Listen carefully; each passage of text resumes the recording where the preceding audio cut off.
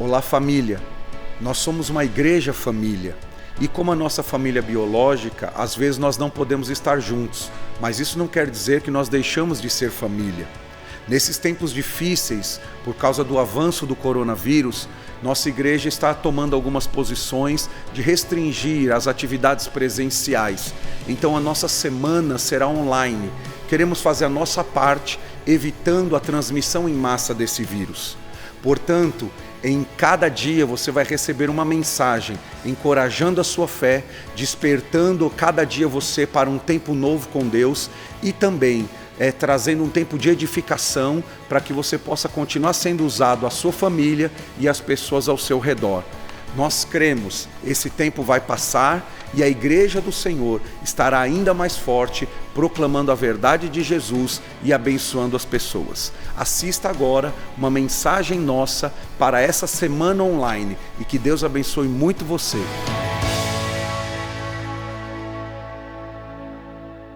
Povo de Deus, tudo bem com vocês? Estamos com saudade, mas estamos aqui em oração pela tua vida, pela tua casa e pela tua família. Nós estamos, na verdade, num tempo de jejum e oração até dia 29 de março. E hoje eu quero trazer uma palavra de Deus para a tua vida, para a tua casa, para a tua família, nesse momento que nós estamos vivendo. Eu quero compartilhar com vocês uma história, cenas de uma história do capítulo 12 de Atos, do 1 ao 8. No capítulo 12 do livro de Atos, do 1 ao 8, relata 3 cenas que eu quero compartilhar com vocês.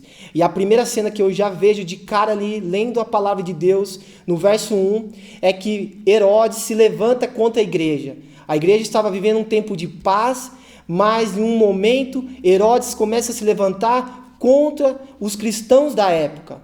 Tiago é morto à espada. E também Herodes faz uma força-tarefa para prender Pedro.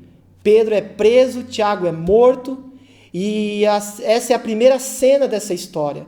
Há uma perseguição, notícias ruins estão se levantando a todo momento, e a igreja, a palavra de Deus diz que em sequência, a segunda cena que eu quero falar com vocês, se levanta em oração. A segunda cena dessa história é que a igreja ora constantemente, de uma maneira, como diz lá em 1 Tessalonicenses 5,17, quando Paulo pede para a igreja orar sem cessar, a igreja de Tessalonicenses.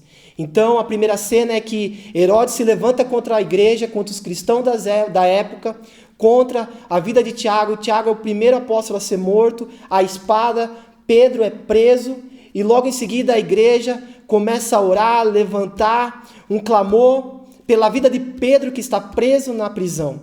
E logo em seguida, a terceira cena que eu quero falar para vocês é uma cena maravilhosa, onde nós vemos o poder da oração se cumprindo na vida de Pedro e na vida da igreja. Pedro é visitado por um anjo na prisão. A Bíblia fala ali, relata que Pedro é visitado por um anjo, o anjo chega diante de Pedro na prisão. Pedro estava dormindo entre 2 soldados romanos e ali o anjo toca Pedro, acorda Pedro, pede para Pedro se vestir, colocar a sua capa e segui-lo. Então Pedro se levanta, acorda, se veste, põe a sua capa e segue então o anjo, e o anjo vai passando por um portão, 2 portões, 3 portões, até chegar à rua, e aí Pedro percebe que verdadeiramente ele tinha recebido um livramento do Senhor, onde um anjo do Senhor o livrou daquela prisão. E 3 lições que eu posso aprender com essas 3 cenas de Atos capítulo 12, do 1 ao 8. A primeira lição que eu aprendo é que as notícias ruins são inevitáveis. Notícias ruins vão chegar na nossa vida. A primeira lição que eu aprendo é que nós não estamos imunes às notícias ruins, a problemas no casamento, na família, na vida profissional, na economia do nosso país. Notícias ruins vão chegar. Nós não estamos blindados a notícias ruins. Coisas, crises, perseguições, lutas virão. E essa é a primeira coisa que eu aprendo, que nós não estamos imunes, nós não estamos blindados a notícias ruins. A segunda coisa que eu aprendo nessa história é que a igreja se levanta em oração. A igreja se reúne na casa de Maria, a igreja se reúne na casa da Dona Maria, e ali eles levantam oração, clamam a Deus, profetizam e intercedem pela vida da igreja e pela vida principalmente de Pedro.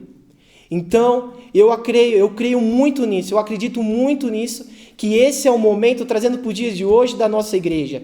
É tempo da igreja se levantar em oração, não é tempo da igreja murmurar, se preocupar, ter medo, mas sim é o tempo da igreja se levantar e profetizar em nome de Jesus. A Bíblia fala em Jeremias que nós devemos buscar o Senhor enquanto está perto. Se você está distante do Senhor, eu convido você a reunir a sua família, orar ao Senhor, buscar a unção do Espírito Santo, para que Deus venha agir na sua vida, na sua história, nas nações, na nossa cidade, na nossa família, no nosso trabalho. É tempo de nós se levantarmos em oração, em clamor, em intercessão por esse tempo de luta, de perseguição, de notícias ruins que nós estamos ouvindo.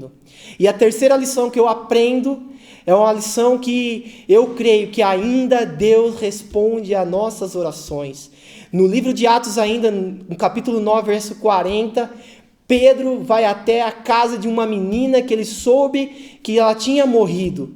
Então ele fica sabendo que essa menina tinha morrido, ele vai até essa casa, conversa com as pessoas, pede para as pessoas que estão no quarto chorando saírem, descerem. Essa menina estava na casa, no quarto de cima. E a Bíblia fala que Pedro então sobe no quarto de cima, pede para as pessoas saírem de lá. Ele dobra o joelho em oração. E aí ele profetiza a cura, profetiza a ressurreição. E essa menina volta a viver. Eu creio no poder da oração. Eu creio no poder da oração que é feita no nome de Jesus. E assim como Deus deu o livramento como resposta de oração daquela igreja que se reunia na casa de Maria, Deus também tem um grande livramento para a nossa nação, Deus tem um grande livramento para a nossa casa, Deus tem um grande livramento para a nossa família, porque aos olhos naturais nós podemos fazer tão pouco.